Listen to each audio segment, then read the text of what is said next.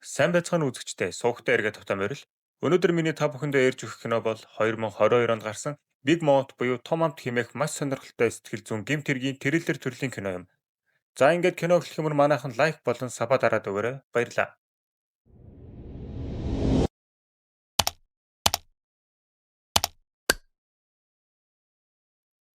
Кино маань эхлэхдээ манай гол дүр болох Пак Чанху өмгөөлөгч нэгэн чухал шүүх хуралтай өдөр сэрж байгаагаар эхэлнэ. Энэ бол түүний эхнэр Гомихо, харин энэ бол түүний хатам аав юм.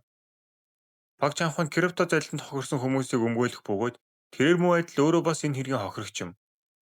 Манай хүү их нэртэйгээ амт цуглуулж байсан 200 гаруй сая воноо залилуулчихжээ. Өмгөөлөгч байж шүү дээ. За ингээд их нэр нь заавал мөнгө олж ирээрээ. Намаа галзуурахыг хармааргүй байвал эдэргээ өглөж байсан чинь ийм төрлийн гэмт хэрэг дээр намаа гүйц хүмүүлэгч солонгос усад байхгүйгээд бүлт үсэрч байгаад хатам автаа хамт шүүх хуралдаа явдаг. Шүүх хуралд орохынхоо өмнө энэ хоёр ярилцаж байх бөгөөд юун шүүгчийн амийг тагалсан биз дээ гэсэн чинь тимээ тагалсан. Түүнээс болж мөнгө хөлөгчөөс мөнгө авсныг минь мяхууд яасан ч хийж болохгүй шүү гин. Юу болсон бэ гэвэл Пак Чанху шүүх хуралдаа ялах гээд мөнх хүлэгчдээс мөнгө зээлээд шүүгчдээ хахуул өгч гэж. Тэгэл өглөө гэрээсээ гарахдаа их нэртэй том том яриад ээж. За ингээд шүүх хурал эхэлсэн чинь гаднаас шал танихгүй шүүгч орж ирээд юу өмгөөлөгч энэ хэрэгээс чөлөөлөгдсөн тул үлдсэн шүүх хурлуудыг би удирдна гэв. Пак Чанху босоод юу өмгөөлөгч яагаад чөлөөлөгдсөн талаар асуудал шүүгч түүнийг авч хэлэлцдэггүй. Ингээд манай хүн шүүх хуралдаа ялагддаг. Шүүх тахимаас гарч ирээд өмгөөлөлсөн хүмүүс нь түн рүү дарихад хүмүүсээ тайвширцгаа бид дав залдна. Ийм үед амнигтай байж гээл яг гоё ярьж байсан чинь нэг ах хажуунаас нь чамайг том амт гэдэг гэсэн байхаа. Чадваргүй юм бай чалчихтай сайн гэд. Хуулийн салбар чамайг том амт гэдэг үсттэй гэд хэлээ тайна. Мэдээж энэ үнэ. Манай хүн маш муу өмгөөлөгч бөгөөд том амт гэсэн очтой. За ингээд үүнээс цааш том амт гэд түүнийг дудаад явъя. Шүүх хуралд ялагдсан манай хүн яах учраа олохгүй сууч байтал ихнэр нь түн рүү залгав. Болсон явдлаа ихнэртэй хэлтэл ихнэр нь өөдөөс нь орилоод мөгнөөсөө сохор зоос авч чадаагүй юм уу? Би чамд хэлсэн бидтэй өөр өмгөөлөгчөөр өмгөөлүүлээ гэж. Одоо яах болж байна? Энэ сарынхаа зээлийн хүүг яаж төлөх юм гээд загнаж өгнө. Том амт өөдөөс нь тоглоод салах талаар ярьтал ихнэр нь "Тгий, орой бүх бичгээрэнтэй аваад ирээрэй. Чамтай амьдрч чадахгүй" гэв. Тэгсэн манай тэнэг гар банцанда "Тгийе, салцгай болж байна. Гэхдээ салсныхаа дараа би хатам авыг өөр дөрөө авч амьдрна" гэж авдیں۔ За ингээд манай хүү ямар ч байсан харих нүргүү боллоо. Оройн том амт маань найзтайгаа хоол идэнгээ мөнгөгүй танит талхүйгээд шүүхэд ялгадах ёстой юм уу гэд Солонгос улсын шүүхийг муулж байтал уцанд нь таны 250 сая воны зээлэнтэй хүү 15 сая 280 мянган вон боллоо гэсэн мессеж ирээд манай хүн сэтгэлээр унана.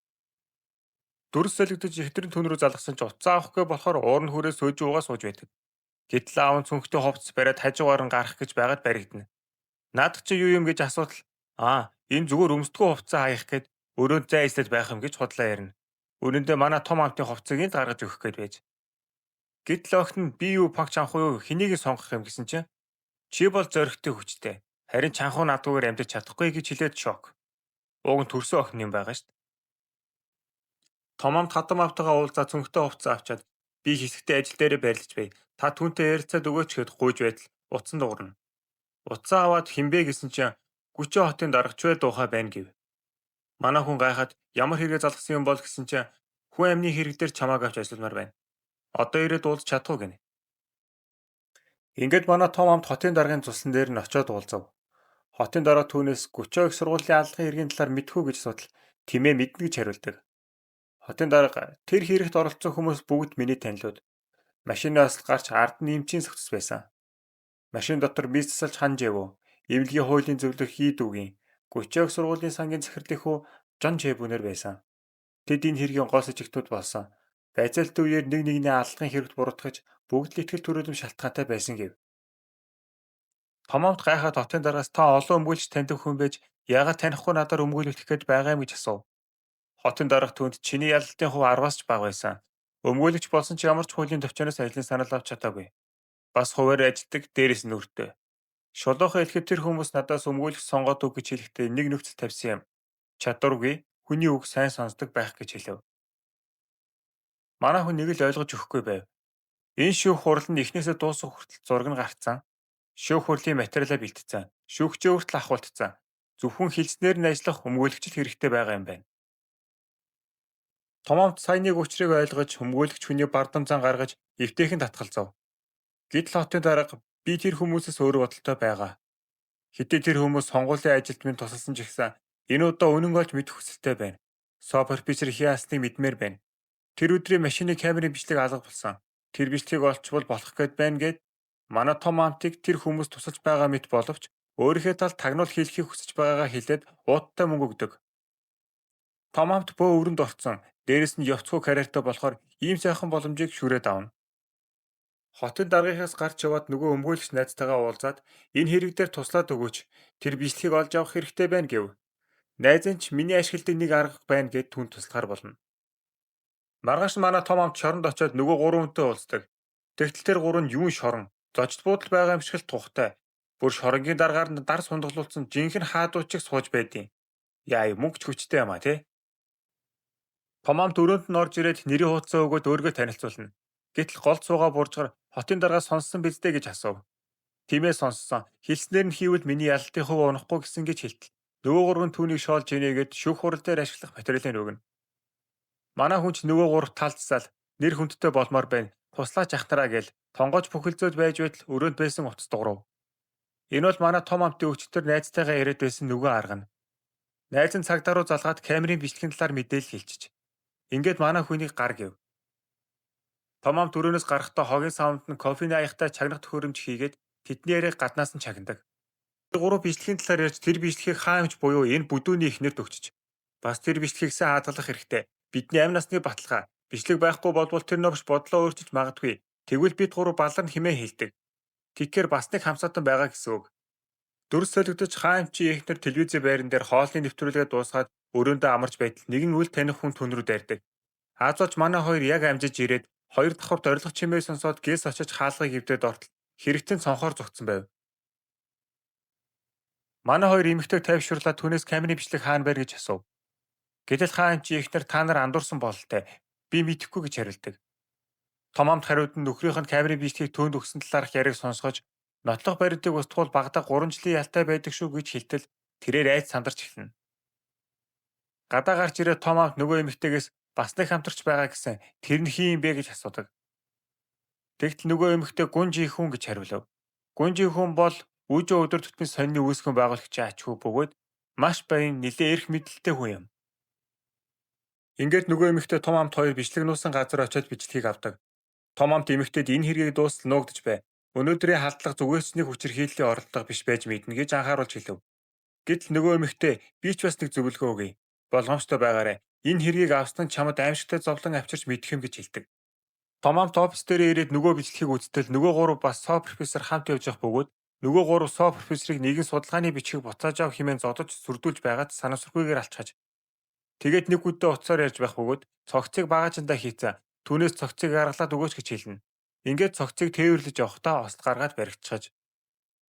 Дүрс солигдож Михо аавтайгаа хоолоо идээд сууж байтал хаалга нь өдөв. Том амтыг ирж байна гэж бодоод очиод онгойлготол шүүхээс явж байх бөгөөд том амтын нөгөө шүүгчээ хахуулдах гээд авсан зээлээс болоод тэдний гэрийн бүх тавилга дээр хураах бичиг наана. Хадам аав нь том амт руу залгаад болсон явдлыг хэлдэг. Том амт гэртээ яваад ортол эхнэр нь түүн рүү уурлаж ваараар зөхөх гэж байтал тэрээр хотын даргаас авсан уудтай мөнгө өгж эхнэрийнхээ сэтгэл санааг төрж болтгоо амраадаг. Маргааш нь том хамт сонины газрын дарга гүүжийн хүн дээр очиод надад нөгөө камерын бичлэг байгаа. Энэ хэрэгтэй та бас холбоотой биз дээ. Би яг 3 тэрбум воноор зарчий гэдэг. Гүүжийн хүн хариуд нь чи намайг энэ хэргийн захиалга өгсөн гэж бодоод байгаа юм уу? Чи намайг хэн гэж бодов? Зайлгээ түүнийг хөв. Манай хүн гарч ирээд явж байтал хотын дарга залгаад хаана байна уулзъя. Тэр камерын бичлэгийг олж авч чадвуу гэж асуудаг. Тийм ээ надад байна. Би өөрөө прокурорт үгүй. Та с ิจ гтэг таних болохоор оролцож болохгүй байх гэж хэлв. Хотын дарагч сорин царай гаргаад заа гэл өнгөрөв. Оройн том амт ихнэр хадам аав хоёроо үнэтэй ресторан дуудаад хурмын ойгоо тэмдэглэж байтал утсан дуурайд нэгэн өмгөөлөгчтэй уулзахаар болоод төрүүлээд явхаар болов. Замдан зөөгч эмэгтэй түнд кофе өгөөд замдаа уугаарай гэж хэлдэг. Машинаа бариад явж байтал ипмээр суут хуурам эхлэгч харанхуй ертөнцийн хаан том харахны талаар мэдээ гарч байв. Гэтэл гэнэт манай хүний толгойн эргээд жолоодлогоо алдаад нилээ явж байгаад машинтайгаа онхолддог. Төрөний зөөгч эмэгтэй өгсөн кофе хар тамхитай байж. Дүрс солигдож манай хүн өнгөрснөө зүудэлж хамгийн чухал мөчөдөд би азгүй байдаг. Гэхдээ Михо өргөс дэргэд минь байсан гэж зүудэлж байгаад гинэт зүуднээсээ сэртэл эмнэлгийн орон дээр хажууд нь ихнэр хадам аав хоёр нь ирсэн санаан зовсон байдалтай байна. Аз бол том амт сүртэй бэртэл гэмтэл авалгүй өнгөрчээ. Дөнгөж ухаан орой буюу эхнэрийнхээ утсыг аваад өөр лүгөө залгасан чинь нэг хар хувцастай хүн түүний осолцсон машинаас нөгөө флаш дискийг аваад утсыг нь хаяад машиныг нь бутлагчинд хийгээд устгачихдаг. Тэгээд би энэ гайгүй байсан тул хадам аавтайгаа хамт машин руугаа явах гэж байтал гаднаас цагдаа нар орж ирээд түүнийг хар тамхи хэрэглэсэн эргээр аваад явдаг. Цагдаагийн газар очиод тэрээр хотын даргатай уулз барина гэж гуйгаад хотын даргатай уулздаг. Хотын даргад бүх учраа хэлж би будагны үнэрч авч чаддгүй. Хар тамхиг харж ч байгаагүй гэд хэлтэл хотын дарга хар айцыг яасан гэв. Манай хүн бичлэг байхгүй болсон. Миний машинтай хамт устчихсан. Энэ бүхэн нотлох баримтыг устгах гээд гүнжийнхүний хийсэн хэрэг гэж тайлбарладаг. Хотын дарга чамд хар айцыг байсныг гүнжийнхүү яаж мэдсэн юм? Чи түүнтэй уулзсан юм уу? Надаас биш гүнжийнхүүнээс уучлалт гуйгаад өршөөл ирсэн чамд арай дээр байх гээд түүнийг орхиод явдаг. Мөн дээрээс нэмээд цагдаа нар манай том аамтын офисыг нэгжиж байгаад гар буу хар тамхи бэлэн мөнгө олдог. Ингээд манай том аамтыг хоригдл болон яллагдагч нарыг хамтд нь хоригдог нөгөө гурван эмчийн байгаа шоронд хийдэг. Том аамтыг шород нөгөө гурав болон шоронгийн атмаа огтон авч нөгөө бичлэгээр яах гэж 8 хийх гэж оролцсон юм гээд түүнийг алах гэж оролдоно. Учир нь тэр бичлэгийг үзсэн цорын ганц гэрч болохоор. Энэ үед нөгөө талд тарин хотын дарга их нэртэйгээ хамт нэгэн уулзалт зохиож тэр уулзалтанд гүнжийнхүн захирал бас технэрийн хамт ирсэн байдаг. Гүнжийнхүү хотын даргаыг үгээр идэж баян ихнэрийнхээ ачаар л хотын дарга болсон. Сонгуульд тийм их мөнгө зарцуулбал манай нохооч байсан хотын дарга болж чадна гэв. Хотын даргын ихнэр нь түүнийг өмөрч гүнжийнхүүд чи нохооноосоо ухаан муутай амтан биз дээ. Лала капиталын 100 тэрбум бууныг том арахад залдуулчихсан биз дээ. Мөнгөө яаж буцааж олж авах гэж байна гэтэл зурагтаар мэдээ гарч том арга хар тамхины хэрэгээр баривчлагдсан байна гэд манай том амтын зургийг гаргаад ирдэг юм. За эн чинь юу болоод байна? Энэ мэдээг үзээд гүнжийнхүн сандарч 100 тэрбум боноо олж авах боломж гарч ирлээ гэж бодно. Шууд шоронгийн даргалт утсаар яриад паг чанхуу тэр нөхшиг амьд үлдээ. Наадах чинь том харах гэж хэлв. Шоронгийн дарга камер харж байтал нөгөө хэд чинь том амтыг дүүжлээд яг алах гэж байдаг юм. Азул шоронгийн дарга эмч дагуулад амжиж очиод амийг нь авардаг. Солонгос даяар том харахын тухай мэдээ гарч хүн болон паг чанхууг том харах гэж бодож эхлэв. Үүнийг худлаа мэдээлэл гэдэгт зөвхөн ихнэр хадам аав найз гурван л итгэж байдаг. Ихтер нь бүр телевизэд ярьцлага өгч паг чанхуу чамайг том харах биш гэдгийг би мэдж байгаа. Тийм болохоор чамайг эндээс гаргаж авахын тулд би чадах бүхнээ хийнэ гэж хэлдэг. Дараа өдөр нь том амтаас байцаалд авч тэр өөрийг нь хүмүүс гүтгсэн гэж хэлээд нэмэр болсонгүй. Боцох замдаа мэдээгээр өөрийгөө харж өнгөрснөө бодож хэн өөрийг нь ийм байдалд оруулсан талаар л бодсоор байв. Шорондоо буцаж ирээд камертаа орж иртэл Жэри химэх нэгэн залуу түн дээр ирээд би таны жинхэнэ том шүтэн бишрэгч. Шоронд тантай таарсандаа баяртай байна гэж авдیں۔ Манай хүн бүр шок. Би том харах бишээ гэсэн чинь нөгөөх нь бүр бугуун дээрх жижиг хулганы шивээсээ үзүүлдэг. Жигнэсээ шүтэн биширч байдаг. Харин энэ хүн бол өрөөний дарга нь хувь төрөг харж хүний нүр царай уншиж зүгэндэг хүн юм байна. Манай хүнийг үнгүү үзээд үе гэсэн чинь уур нь хүрээд би угаасаа азгүй хүн. Бас урт наслна. Би өөрөө өөрийгөө мэдэж байна гэдэг. Нөгөө талд харин прокурор гүнжийнхүн захиралтай уулзч байх бөгөөд түүнд манай паг чанхууг наадах чинь том арах мөн би удахгүй илчилнэ гэдэг. Уулзалт дуусаад гүнжийнхүнийг явсны дараа шууд хотын даргатай зөрүүд уулздаг. Хотын дарга хүн байсан бололтой. Тэгээд хотын даргад том арахын үйлчлүүлэгчдийн талаарх мэдээллийг өгдөг. Дөрс солигдож шоронд хоригдож байгаа хүмүүс том арахын талаар ярьж зарим бүр худлаа үлгэр зөхөж байдаг. Том арах бол эмэгтэй хүн. Том харах бол нуруунд дээрээ том харахны шивээстэй амар том биетэй эрэгтэй хүн гэх мэтчлээ. Шоронгийн атманы туслах хүртэл том харах Якуза хятад Оросын мафтай ах дүүс гэсэн. Хамаагүй оролдвол хэнд ч мэддэхгүйгээр үхдэг гэсэн гээд ярьж байтал атмаа уурлаад манай том амтыг очиод учир зүгэх гэж зодож гардаг. Энүүд шоронгийн харгалзагч нар ирээд том амтыг аваад шоронгийн даргын өрөөлөө явна. Шоронгийн дарга хоол захиалцсан манай хүнийг сайн идээд ав. Хоёулаа ч адилхан пак овогтой юм байна. Ах дүү шиг байж болно гэд худлаа хошгруулж байгаад чи том харах мөн үү гэж асуудаг. Пагчаахуу хариуд нь би том арах биш ээ. Би бол том амт гэсэн чинь нөгөө саяхан л сайхан ааштай байсан хүн чинь шууд алгадаж аваад энэ нөх шиг 5 хоног гэмдэнд суулгах гэж аавна. Их л зовж байна да манай том амт. Том амтын өмгөөлөгч найз нь нэрээд мийнхүү нөгөө алуулдаг соо профессорын хэрэг чамтай холбоотой гэж бодоод гүүчөө эмнэлэг рүү шилжиж байгаа. Энэ хэргийг судлах гээд гадуур ерөн нөхцөл байдал хүнд байна. Чамааг уудахгүй том арах гэж бодоод ялдах гэж байгаа гэж хэлв. Том амт харин мийнхүүг болиулаад өгөөч. Мийнхүү энэ хэрэгт орооцолтвол аюултай. Намайг гин буруутай гэж шийдвэр гарвал насаараа хоригдно. Тийм болохоор миний өмнөөс салах хүртэл бэлдээд өгөөч гэж гуйна. Том амт ямар ч гарах гарцгүй болсон болохоор энэ хэрэгт өөрийгөө буруугүй гэдгээ нотлох арга нь гэрээсэл бичиж үлдээгээд амиа хорлох шийдвэр юм. Манай хүн гэрээслээ биччихээ нулимстай нүдээр хараа зогсож байтал нөгөө үзэж хардаг өрөөний дарга өөхөх талаар бодохгүй байсан чинь дээр шүү. Амиа хорлох гэж байгаад бүтлэхүйтэл насаараа тахир дутуу болоод зовж амьдрна. Чи урт наслах хүн, хувь тавилангаа даг гэж хэлнэ. Гэтэл том амтны толгойд нэгэн бодол төрж эндих алуурчдаар дүүрсэн байхад амиа хоорсноос энд байгаа эвгүй гардаг үдэж байгаад алуулъя гэж бодов. Бас нэг талаараа хүнд алуулчихвал даатгалын мөнгө нь ихнэр дээр нь очих юм. Ингээд манай хүү шоронгийн атманыг эхэлж үздэг. Новш минь чаддаг юм бол намайг ал гэд шоронгийн атманыг зохиж гарав. Атмаа уурлаад босч ирээд уурж тастаж аландаа муу новшиг гэсэн чинь санаатай жимшиг санасаргүй жимшиг нөгөө атманыг ухаан алдтал цохиод унахчив. Манай хүү өөрөө ч гайхаа зогсож байтал хоригдлууд тэр атманыг зочлоо гэд бүгд шок. За ингээд дахиад цахилгаан суухаар болов.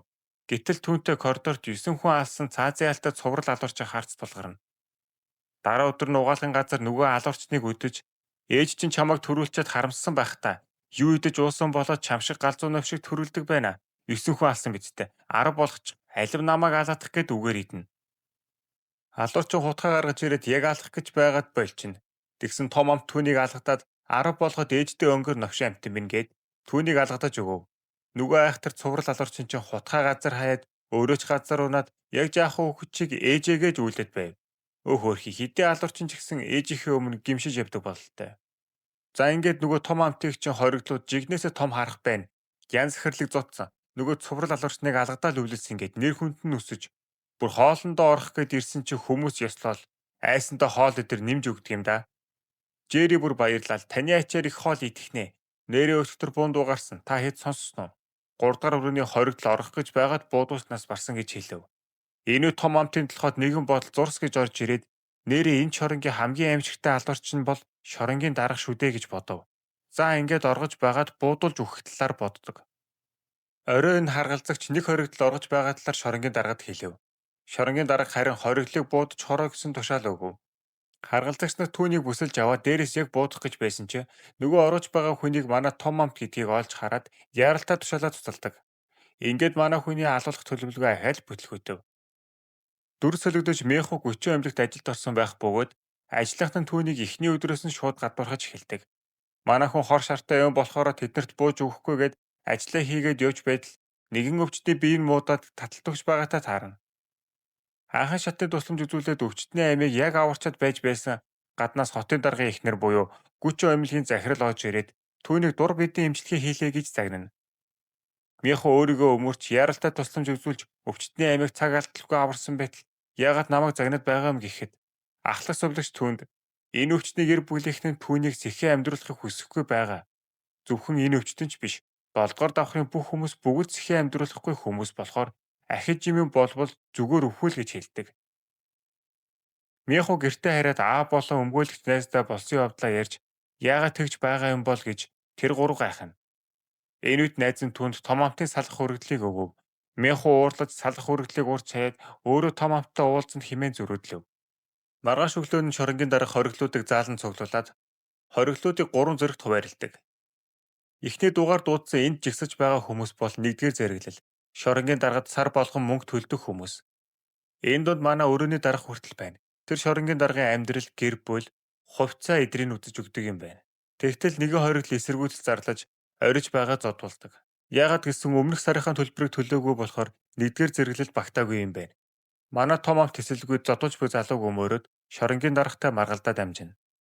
Ингээд танилж талгүй мөнгөч байхгүй хориглууд муу усны түнэлд бааз цэвэрлэж, бусд нь сул хөнгөн ажил, зарим нь бүр юу ч хийхгүй амарна.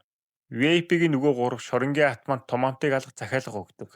Тэгээд шоронгийн атмаа эхнэр нь хүнд өвдсөн нэг хоригдлыг дуудаад мөнгө өгөхөөр тохиролцоод түүгээр том амтыг алуулахаар болов. Өдөр нь гадаа хоригдлууд нарлаж байтал нөгөө этгээд том амт руу хутга барин дайрна. Том амт арай гэж бие хамгаалан зүгтэж эцэст нь харгалзагч нар ирээд тэр хоёрыг салгадаг. Энэ үед том амт нэгэн чухал зүйлийг ойлгох болно. VIP-ийн 3 өөрийг нь гүтгэж шоронд орлоогүй юм байна. Хар айрцны бичлэгийг үүссэн болохоор л алах гээд байж гэдгийг мэднэ. Мэдээж VIP-ийн 3 гүтгсэн бол том амтыг амьд байлгаж байгаад хэргийг нүрэлэх байсан. Шоронгийн дарга том амтыг дуудаад би чиний амийг маш олон аварлаа. Талархах ёстой юм биш үү? Амаараа баярлаа гэж хэлхийн оронд Лала Капиталаас авсан мөнгөнийхөө 5% буюу 5 тэрбум вон л өгчих гэв. Тэгвэл цаашаа чамайг харж үзье гэдэг. Энэ үгийг сонсоод манай том амт сонин царайлахад шоронгийн дарга түүнийг чамд мөнгө байхгүй биз дээ. Чи яагаад одоо болтол амьд байгаагаа мэдв үү? Гүнжийнхэн захирал чамайг том харах гэж боддог болохоор чи амьд байгаа юм. Тэр чамайг том харах биш гэдгийг мэдвэл чи ганцаараа өгөхгүй. Чиний эхнэр болон хадам аавчин хүртэл өхнө гэж хэлв. Энэ үгийг сонсоод том амтын уур нь хурж миний гэр бүлээр оролдвол гүнжийнхүү болон түүний дагуулад паг захирал чи болон чиний гэр бүл хүртэл муу юм болно шүү гэхэд шоронгийн дарга түүнийг шоолж инээгээд чи хийм гэдэг. Тэгтэл манайхан өөдөөс муухай хараад би бол том харах новш минь гээд гарт барьсан аяхтай халуун цайгаа базаад мөнгө төл гинэ. Хэрвээ би чамд мөнгө өгөх юм бол би том харах биш болно. Наад хоёр нүдээ нэгээсээ хараарай. Би том харах гэдгийг харуулах болно гэж хэлв. За ингээд манай хүн баг хүчээр том харах болох гэж байх шиг байна. Дүрд солигдож доод зэндааны хориглоо дахиад нөгөө баасаа цэвэрлэж байтал хоолны цаг болов. Тэгсэн чинь хоол гэж хачин угаац шиг мөгдөг. Хориглоод уурлаж хоолоо голоход том ам тавчирсан хоолыг нь хөмөрч асгаад намайг дагаад яв. Гизээгчин цадтал хоол идүүлээ гэд хориглуудыг дагуулад гадагшаа гарав. Гадаа харгалзагч нартай тулгарч хориглуудыг буцаад явахыг тушаана. Манай хүн харин гэр бүлээ хамгаалахын тулд том амтаас том харах болох гэж байгаа хүн юу гээл эднээс айхав. Хувинтай бас аваад шууд харгалзагч нар руу цацаж эхэлнэ. Энэ цаанаас шоронгийн дарга болон VIP-нэр хүрээд ирэв. Хориглууд бүгд энэ явдлыг харж том амт болон шоронгийн дарга хоёрыг ямар үлд гаргахыг хүлээнэ. Том амт шоронгийн даргын хажууд нь очиод би чамд анхааруулсан да. Надад ингэж ханцаар л байх юм уу? Би эндээс ухрах юм бол чамд болон танай гэр бүл юу тохиолдох бол гэж хэлэхэд шоронгийн дарга айсан уу яасан уу мэдэхгүй том амт болон бусад хориглуудыг зүгээр явуулна. Үүнд VIP-гийн 3 дургуутсаж яагаад зүгээр явуулчих байгаа юм энэ авшиг гэхэд наадах чинь том харах гэдгийг хүлээн зөвшөөрсөн. Энэ асуудал одоо миний гараас гарсан гэж хэлдэг. Шоронгийн даргаыг дэлчээд манай хэд хоолндоо орж байтал том амт дээр эргэлт ирлээ гэв. Яваад очтол Мехо түн дээр ирсэн байжээ. Мехо түүнийг тэрхэхэд том амт миний салах өргөдлийг аваагүй юу? Би чамаас салмаар байна гэхэд Мехо уурлаж нэг цаас өгвөл би чамаас сална гэж бодоо юу гэдэг. Том амт бодит нөхцөл байдлыг түүнд хэлж өөрийгөө ямар ч найдваргүй болсон хүн салбал ядаж чи нэр цэвэр үлдэн гэхэд Мехо түүнээс салах ямар ч бодлого байгаа бололтой. Ямар ч тач хамтдаа энэ бүхнийг давж гарахаар шийдлээ. Том амт буцаад камертаа орж ирээд одоо Мехогийн төлөө амьд үлдэн намайг ийм болгосон хүмүүсийг олох хэрэгтэй гэд овоо урам зоригтой болсон бололтой. Маргааш нь том амтыг нарлах гээд гараад иртэл хориглоо түүнийг хөндөж түүнд дагаар орохыг хүсдэг. Том амт ч үүнийг хүлээж авч тулдахад цэргүүд хэрэгтэй гэж бодно. Тэгээд Жерид нэгэн тушаал өгөөд том харах ихний 50 хоригдлын хүслийг биелүүлнэ гэж байна гэд мэдээ тарахыг хүсв. Тэр мэдээний шоронд 5 жишг хурдан тарсан боловч 3 хүн хүслээ хэлэхээр болсон байдаг. Бусд нь мэдэж эргэлзсэн байх. Ямар ч тач нөгөө 3 хүнээ орой сүмд хүрээд иргээд дууддаг. Тэгтэл ихний хүн нь өрөөний дарга байдаг. Өрөөний дарга түүнийг том харах гэдэгт итгэдэггүй ч итгэлээгээд алдахын байхгүй болохоор хүслээ хэлдэг. Тэрээ нэг охинтой байж тэгтэл охин нэг өдөр гинэт алга болсон юм байна. Охиноо жил гарын хайсан ч олж чадаагүй юм. Тэгээд нэг өдөр машины ослог гаргаад хэргийн газараас зогтсон гээд шоронд хоригдсон юм байна. Тэгээд миний охиныг олоод өгөөч гэхэд том амт түнд бал цаас өгөөд охиныхон талаар мэдээллийг наанаа бич гэдэг. Дараагийн хүн нөгөө 9 хүн алсан цуврал алуурчин байдаг. Түүний ээж нь бөөрийн дутагдaltaй. Дооноор олж яралтай хагалгаанд орох ёстой. Энэ хүслийг биелүүлээд өгөөч гэд түүнд ээжийнхээ талаар мэдээллийг бичиж өгдөг. Нөгөө талд харин VIP-гийн 3 шоронгийн даргатай хилцээр хийж 300 сая воноор түүний амыг таглаж байгаад ахиад том амтыг алхахаар оролдох болно. Том амт камертаа сууж байсан чинь нөгөө нэг нүдэн сохор өмнө нь том амтыг алхах гэж оролцсон эвгүүгээр тэдний камерт ороод ирнэ. Тэгээд өмнөх болсон явдалд уучлалт гуйж сөгдөөд тэр үед таныг том харах гэж мэдээгүй юм аа. Намайг доороо аваач өхөн үхтлээ тань зүтгий гэдэг. Мэдээж манай хэд юу гэж энд итгэв. Оройн бүгд унтаж байхад нөгөө эвгүй гарчин босч том амтыг нэг хараад сонин царай гаргачаад 0 орно. Мэдээж том амт унтаагүй байх бөгөөд юу гэж энд итгэв. Өдөр нөгөө нэг нүдэд том амтад чансан өндөг идэр авчирч өгч тал засах гэж үздэг юм. Бас мөнгөний төлөө түүнийг гэмтэх гэж байсан. Гэтэ VIP-гийн тэр хэд хэлсэн амандаа хүрээгүй гэж үннээ хэлнэ. Том амт хариуд нь би үргэлж 10 дахин буцааж түлдэг. Сайхан сэтгэлээр эсвэл муу санаагаарч бай гэж түүнд анхааруулсан мөнгө аясаар хэлнэ. Тэгсэн үүдэлгүй өнөө мө холгаачуд ч хутга зэвсгнүүд бэлдээд манай хэд рүү дайрахаар болно. Мэдээж харгалзагч нар зүгээр хаалга онгоолгоод оруулна. За ингээд баахан зодон болж манай талын залуус чадхаараа л зодолдож манай Жери том амтыг ч бас чадхаараа л хамгаална. Тэгсэн нөгөө VIP-гийн 3 ч давхар төлөвлөгөө зохиоцсон. Энэ нэг нүдтээс гадна нөгөө цуврал алуурчтай тохироо ийзэн нөгөөх нь том амтыг яг хутгалах гэж байсан ч өрөөний дараа 3 дур нь ороод ноцолдож байгаа түнд хутгалуулцдаг.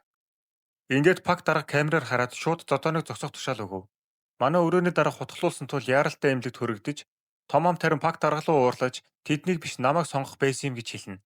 Дүрс солигдож пак дарга эмнэлэгт ирж өрөөний даргатай уулзах бөгөөд өөрийнхөө ирээдүйг уншиж чаддгүй юм чи хутгалуулна гэдгийг хараагүй юу? Яагаад ер нь том амтын талд орсон юм бэ гэж даапалж асууна. Гэтэл өрөөний дарга түүнийг дуудаад чихэнд нь нийгэм шивнээд энэ үзэгдэл дуустдаг. Нөгөө зодоо хийсэн гол буруутай нөхдүүдийг гинтэнд хийжээ. Тэдний дунд бүр манай том амт болон Жэри хоёрыг хүртэл хорчгож, төд удалгүй гаднаас харгалзагч хэрэг том амт болон Жэри хоёрыг суллаж, харин нөгөө хэд хий дэмий барьцаж ойролсоор үлддэг. Ерөнхийдөө бол VIP-ийн 3 энэ хий дээр туг тагчих шиг л боллоо. Энүүд пак дарга VIP-ийн 3 дээр очиж уулзах бөгөөд тэр 3 пак даргаыг яг том амтыг алах гэж байхад саад боллоо гэж уурладаг. Пак дарга харин бусад хүмүүс амь хохирохыг би хүлээн зөвшөөрөхгүй. Хэрвээ том амтаас өөр хүн өгвөл хариуцлагыг хэн үүрэх юм? Мэдээж би үүрнэ. Тэгээд дээрээс шалгалт ирж би ажилгүй болж та гурав хүртэл асуудалд орно гэж шууд хэлдэг. Харин нөгөө талд гүчөө эмнэлэг дээр захирал нь сургалт орж байснаа төгсгөлд нь ажилдаасаа асуух асуулт байна уу гэж хэлэхэд Мянхуу босоод нилээн бодож эргэлзэж байгаад надад соо профессорын нөгөө нууцлагдмал судалгааны ажил байгаа гэд олон хүмүүсийн дэргэд хилээд байна.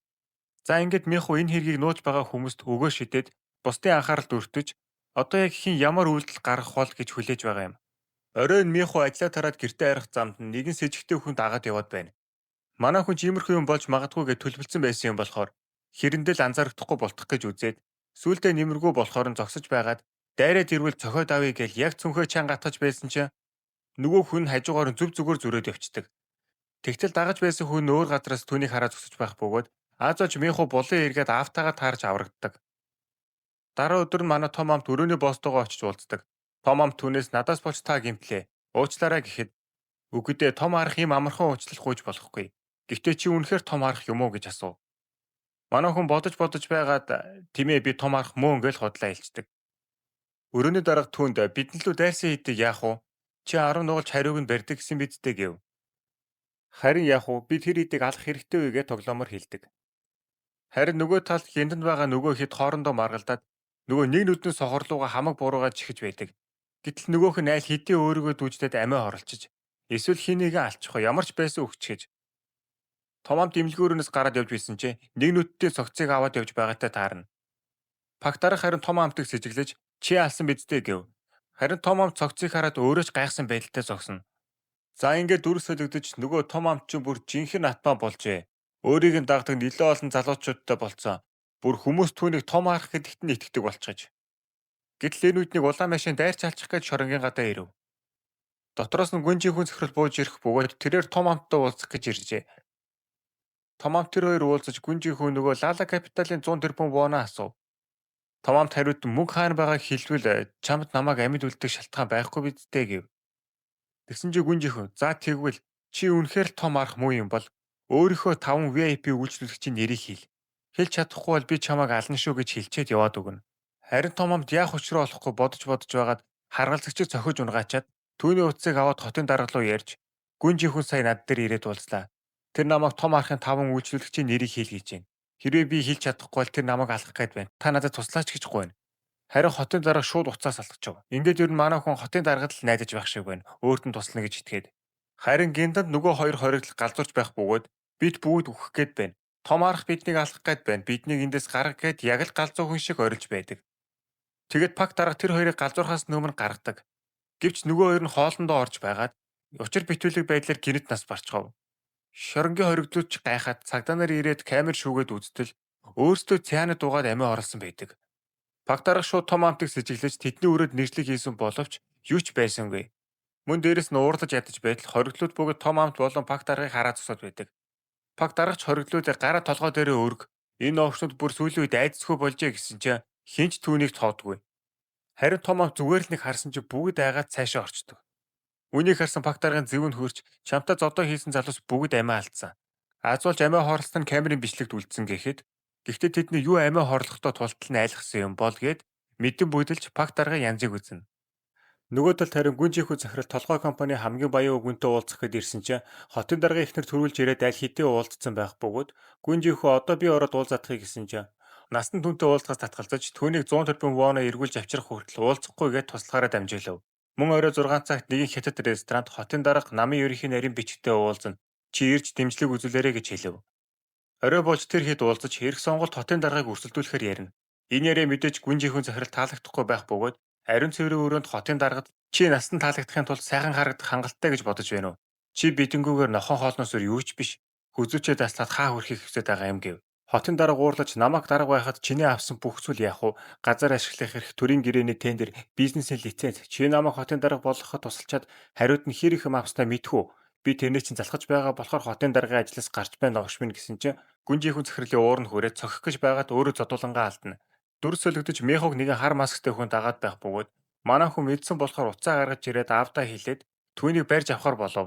Меху 0 орж нуугдаад аав руугаа саяны авсан зургаа явуулж аав нь харин отож байгаа цахилгаан бороохоогоор тогон цохиулаад түүнийг бариад авна. Тэгсэн нөгөө хүн хотын даргын туслах нь байв. Тэр гурав хотын даргаыг дуудаад яагаад намайг мөрдсөн юм гэж асуухад чи олон хүний өмнө СО профессорын судалгааны ажил надад байгаа гэж зарласан. Чамд муу зүйл тохиолдохгүй гэд түүнийг ажиглаж би хэлсэн юм гэв. Меху эхлээд итгээгүй боловч түүнд нэгэн цаас өгөөд нөхөрчин гуйсан болохоор тэгсэн юм. Илүү дэлгэрэнгүй түүнээс асуу гэж хэлв. Маргааш нь Меху том амт дээр очиод нөгөө цаасыг өгтөл. Тэр нь том харахны үйлчлүүлэгчдийн нэрс байх болно. Том амт хотын даргалуу залгаад энэ нэрс яг баттай юу? Та яагаад бодлоо өөрчилсөн юм гэхэд наад нэрсэг чинь прокурорын газар савсан. Чи хэрвээ том харах байсан бол надаас тусламж гуйхгүй байх байсан гэв. Ямар ч байсан манай хүнийг том харах биш гэдэгт нь итгэж байгаа бололтой. Тэгсэн нөгөө талд гүнжийнхүү захирал прокурортой уулзч байх бөгөөд нөгөө хотын даргад үгсэн том харахны үйлчлүүлэгчдийн мэдээлэл бүгд худлаа гүнжийнхүү өөрөө бичсэн байдаг. Тэгэхээр том амтын саяны авсан нэрс бүгд буруу гэсэн үг. Энэ мүү прокурор ч явж энэний талын хүн байсан юм байна. Гүнжийнхүү захирал энэ талаар VIP-ийн 3 тэлж нөгөө 3 бүгдийг олж мэднэ. Дүрс солигдож шоронд том харахын эсрэг VIP-ийн 3 хин дийлэх вэ гэсэн бооцоо тавихаар болоод шоронгоор дүүрэн карт тараадаг. Jerry бооцоо тавьж байгаа хүмүүсийг бүртгэж байсан чи VIP-ийн 3 харгалзагч дагуулж ирээд түүнийг зодуулаад том амт дээр аваад очив. Том амт хариу уур нь хүрээд 300 сая воноор мөрөцгөх гэв. VIP-ийн 3 ч зөвшөөрч шоронгоор дүүрэн мөрий тавьж байгаа хүмүүс харагдана. Харин нөгөө талд хотын дарга өөрт нь байгаа нэрс хуурамч гэдгийг гүнжийнхүү захирлаас олж мэдээд яаралтай пак даргалуу залгасан ч нөгөөх нь утсаа авдаггүй. Тэгэд хотын дарга яарад шорон руу өөрөө явахар болов. За ингээд шийдвэрлэх өдөр ирж манай хүн том харахын үйлчлэгчдийн нэрсийг зөв хэлж чадахгүй бол VIP-ийн 3 ялж манай том амт өөрөө үхэнэ. Хэрвээ нэрсийг зөв хэлбэл том харах болж бүгдийг айлгаж сандрах юм. Түүний гарч ирсэн чинь хориглоод хүртэл шалт ивсэн том харах гэж орж дэмжих болно. Тэн дарга арай хийж амжиж ирээд түүнтэй уулзаахыг гэсэн чинь пак дарга зөвшөөрдөггүй. За ингээд том амт гүйжийнхүү захирал хоёр уулзаж бусдын хөндлөнгөөс харж энэ хоёр нэрсийг цаасан дээр зэрэг бичгээр болов. Гүнжийнхүү захирал бол угаасаа нэрсийг мэдэж байгаа. Том арахын хар дансны дэвтрийг прокуророос авсан болохоор. Харин манай том амт их л өөртөө ихтэй байна. Ядаж байгаад хотын дараагаас авсан нэр нь худлаа гэдгийг өөрөө мэдэхгүй байгаа. Ингээд энэ хоёрыг бичээд дуусч пак дарга нэрсийг зарлаж уншихаар болов. Эхлээд гүнжийнхүү захирлын бичсэн нэрсийг унштал Уу Чансу, Хун Сокхва, Чү Сөнхён, Пак Гарам, сүүлийнх нь Лукас Мартин гээд гадаад хүний нэр байдаг. Одоо харин том амтын бичсэн нэрсийг унших болно. Цаасыг дэлгээл царайн шууд сонирн болоод уншилгүй гүнжийнхүү захиралд шууд өгөв. Дэлгээ тартал Уу Чансу, Хун Сокхван, Чү Сөхён, Пак Гарам, Лукас Мартинс гээд яг өөртөө нь адилхан бичсэн байдаг. Бүгд нүдэндээ итгэж чадахгүй гайхаж саасуур ширтэнэ. Том амт энийгээд тийм цочирдмаар байна уу? Энийг хараач Лукас Мартин биш Лукас Мартинс. Чи буруу бичсэн байна гэж цаасаа шийдэв. Энэ үед харгалзагч хоригдол 5247 том арах яллаа гэж зарлаж мөрий тавьсан хүмүүс хагардлаа баярлана. За ингээд гүнжийнхүү захирал түүнээс нөгөө Лала Капиталаас сулгаасан 100 тэрбум вон хаана байна гэж асуув. Том амт харин одоо энийг том амт гэхүү том харах гэхүү. За ямар ч байсан сурснараа том амт гэж тавьчээ. Том амт тэр мөнгийг намайг хулгайлсан гих нотлох баримт байгаа юм уу? Байгаа бол аваад ир гэв. Гүнжийнхүү тиймээ мэдэж байгаа. Петр хун гэд манай санг зохион байгуулсан огш. Тэр том харах бүгдийг хулгайлсан гэж прокурорт хэлсэн гэв. Том амт тэгвэл бид түүнээс асууя л та гэв. Энэ үед пак даргын утас дуурч Петр хүн баригдсан байна. Чамаас прокурорын газар байцаалт авахар боллоо гэдэг. Дүр солигдож Лала Капиталын 100 тэрбум воныг хулгайлаад тэрийгэ том харахад алдсан гэдэг байгаа энэ нөгөө Петр хүн юм байна. Прокурор түүнээс байцаалт авч үннээ хэл гэв. 5 жилийн өмнө би санхүүгийн залилангийн хэрэгт холбогдож ажлаасаа хөөгдөөд амиа хорлох гэж байсан юм. Тэгтэл утас дуурч нэг хүн надад хөрөнгө оруулъя гэж хэлсэн. Эхлээд тэр 500 сая вон явуулсан. Тэгээд түүний хийснээр хийтэл 2-7 хоногийн дотор 3 тэрбум вон болсон. Би гэхдээ нэг удаа уулзсан. Данч царайг нь харж чадаагүй гэдэг. Прокурор харин түүнд том амтын зургийг өгөөд чи тэр өдөр энэ хүнийг харсан гэж худал мэдээлэл өгөв. Чамд харин тэнсэн аргалзах ял өгье гэж тохиролцоо хийдэг. Томоомт прокурорын газарт мэдүүлэг өгөхөөр ирэх бөгөөд гадна талд харин хотын дарга болон гүн жихүүн захирал хоёр хараад зогсож байдаг. Прокурор Петр хунаас энэ том арга мөн үү? Сайн ойртоод хараадах гэсэн чинь Томоомт хоёулаа өмнө уулзаж байлуу. Намайг таньдаг юм уу гэв. Петр хүн ч худлаа ярих гэж байгаа болохоор сандраад гинт чихрийн шижинд хөдөлж инсулин тариа өөртөө тарина. Гэтэл төд удалгүй биеийг нь удаж амнаас нь цагаан хөөс сахраад прокурорын газар амьсгал хурав. За энэ чи юу болоод байна? Манай том амтаар оролцох хүн болгон л учир битүүлэхээр нас бараад байх чинь. Дөрөв солигдож мэнхүү ажилласаа бууж байтал ахлахын түүнд манай эмнэлэг энэ нэмэг аригдахгүй чи хорих газар сайн дурын ажил хийн. Чи яваад хэрэггүй бидтэй нөхөр чинь тэнд хоригдож байгаа болохоор эвгүй санагдах байх гэсэн чинь мэнхүү юу гэж заа гэх вэ? Мэдээж явна. Бүр салон орж үсээ янзлуулчаад хөөхөн болоод нөхөр дээрээ очино гэд яваад өгөв. Үүдэнд харин нэг эмэгтэй эмнэлгийн захирлын ярилцлагыг үзээ зогсож байх бөгөөд тэрээр өмнө нь нас бардаг сов профессорт энэ флаш диск багтах жижигхэн зүйлт хийж өгч байсан талаараа бодно. Тэгэхээр нөгөө сов профессорын олдохгүй байгаа судалгааны ажил нэг зүйлтэн дотор л явж байгаа бололтой. Мэнхүү очиод мэдлсэн чинь бүр манай хүнийг тоогчгүй хаяад яваад өгдөг. Мэнхүү цааш явж гүн жинхэнэ захиралтай уулзаж харин хажууд нь байгаа цэцгийн ваартай нууц камераар хотын дарга тэр хоёрыг харж байдаг.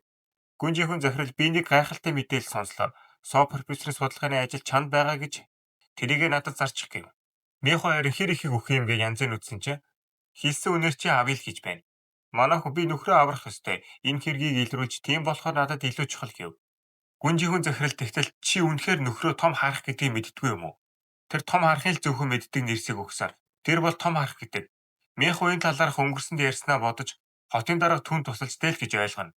Ингээд босоод явах гэж байтал гүн жинхэнэ захирал түүнийг чи аюултай байдалд орсон гэж сүрдүүлэхэд мэнхүү хин нэлээд аюултай байдалд байгаа бол манай нөхрийг том харах гэдгийг мэдэн бидтэй гэд тэндээс гардаг. Дараа нь шууд хотын дарга руу залгаж болсон явдлыг хэлж түнд баярлаа гэж хэлнэ. Мэдээж хотын дарга түнд өгсөн нэрээс өөр нэр хэлсэн болохоор мэнхүүд нэг үннийг хэлэх гэж байгаад болдог. Харин нөгөө талд энэ хоёр сов профессорын хэргийг судалсаар байнга очиж загасчилдаг газарт нь очиод тентхийн хүнээс түүнийг энд байнга нэг эмэгтэйтэй ирдэг байсан талаар мэдээлэл сонсов. За ингээд дүр солигдож том арах hodсон болохоор хүмүүс баярлаж бозооны мөнгө авч байтал нэг хүн бүр том арах дээр 50 ширхэг карт тавьсан байх болно. Нэрийн дууцсан чинь нилээн удаж байж гач ирдэг бөгөөд тэгтэл тэр хүн манай шоронгийн атма ян захирал байж. Багтаргын өрөөнд том амт бооцооны 300 сая авч тэр мөнгнөөсөө багт аргад хувийг нь өгөөд бүр дээр нь нэмж мөнгө өгөөд би ч гэсэн VIP болъё гэдэг. Багт аргач мөнгөнд дуртай юм чи юу гэж татгалзах вэ? Шууд л зөвшөөрнө.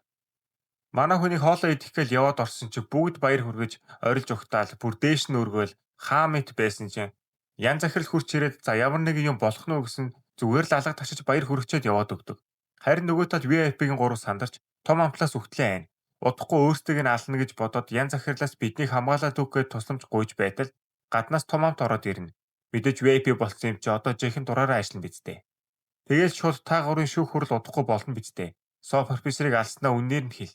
Үгүй бол та нар энд үхнэ гэж сүрдүүлчихэд гараад явна. За ингээд манай хүн жигнэсээ томорч ирчиг авна. Одоо харин том амтын өшөөг авах хэлж VIP-ийн 3-аас нэг нэгээр нь хариугаа авч эхэлдэг. Энэнд мансууруулах бодистой дар суулгаж байгаад зүрх хэдрийн суулж байгаа юм шиг айлгаж жинхэнэ сэтгэл санаагаар нь сайгадаж эхэлнэ. Нөгөөх нь айсандаа болоод ухаан алдаад өгнө. Ууг нь зүгээр л цамцын хайсаа тавцсан байгаа юм. Харин энийг 0-50-таа сайхан хүндэрч байхад нь дээрэс нь ус асгаад тоогоор зөхөлдөг.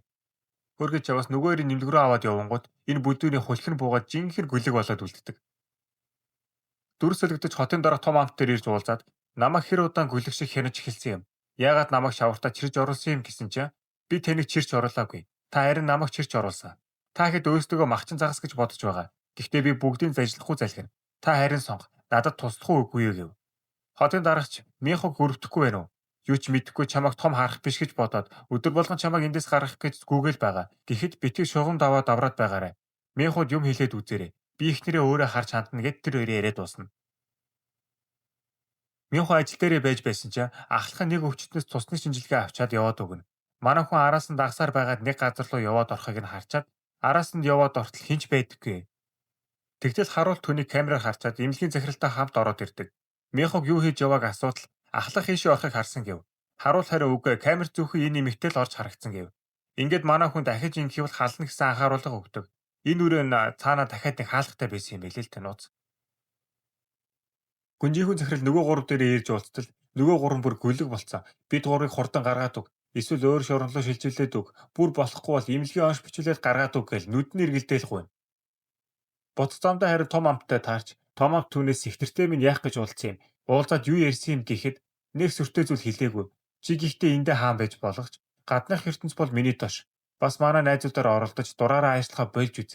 Ядаж ихнэрийнхээ төлөө дайн дүрм гэж байхгүй гээл хэлж дуусаагүй байтал утсан дугарч ихтер нь түн рүү яах гэж юм хогийн цэцэг явуулсан юм. Чиний нэрээ ирлээ. Энийг чи хаялаа шүүгээ дуурлана. Жинхэнэ явуулсан хүн бол манай том амт юм. Энэ цэцэг нь оршуулгын цэцэг юм байна л да. Нас барсан хүн рүү явуулдаг. За ямар ч байсан би ч гэсэн дүрмгүй үзэж чадсан шүү л гэж анхаарууллаа. Дараа нь янз захирал дээр очиод уулзсан чи намайг тэднээс урав гэж хэлэх гэж байгаа бол зүгээр л яв гэв. Том амт харин би зүгээр л бизнес ярих гэж ирсэн юм. Би танд хөрөнгө оруулах бодолтой байна гэв. Ямар ч байсан ян дарахтай тохиролцсон бололтой. Тэдний хүмүүс энэ бүдүүн эмчийг аваад ирэх болно. Тэгээд анх яг кино эхэлж байхад том амтыг зодож байсан газар авч ирээд чи шүүх хурал дээр бүх үннийг хэлж нөгөө хоёроо барьж өг. Чи угаасаа машин барьж байсан биз дээ. Тийм болохоор нөгөө хоёроос хөнгөн ял авна гэсэн чи энэ хариу хэлдэггүй юм. За ингээл дүүрстүүлээд кармагаа эдэлж байгаа юм да. Айсандаа намайг битгий халаач би хийснээр чи хий гэж хэлсэн ч том амт сандлын өршөлтөд яг өөрийг нь ямар байдалд оруулсныг тийм байдалд оруулдаг. Нөгөөх нь тийчээж яг үхэхийн даваан дээр айлгаа дууссан бололтой нэг мөв болгодог. Дүр солигдож мянхуу аав найз хоёртойгоо уулзч байтал хотын дарга түүнийг дуудаж уулзаад бага наснда аавдаа хуурч байсан нэг түүхээ ярьж өгөөд тэр үед би дэлхийн хамгийн азгүй хүн шиг байсан бол одоо мянхуу чи энэ дэлхий дээрх хамгийн азгүй хүн гэд мянхуу нэг л ойлгохгүй зогсож байтал паг жанхуу болж игнээсээ том харах байж миний түүнд өгсөн нэрс худлаа нэрс байсан. Харин тэр өөрөө зөвхөн том харахын л мэдих нэрсийг мэдэж байсан. Бас өөрийг нь том харах гэдгийг мянхууд битгий хэлээрэ гэсэн гээд бүх болсон явдлыг хэлждэг. За ингээд эхний парт маань дуслаа. Та бүхэн дараагийн ангийг үзэх хүсвэл лайк болон сабаа дараад дэмжиж өгөөрэй. За түр баяртай манайхаа.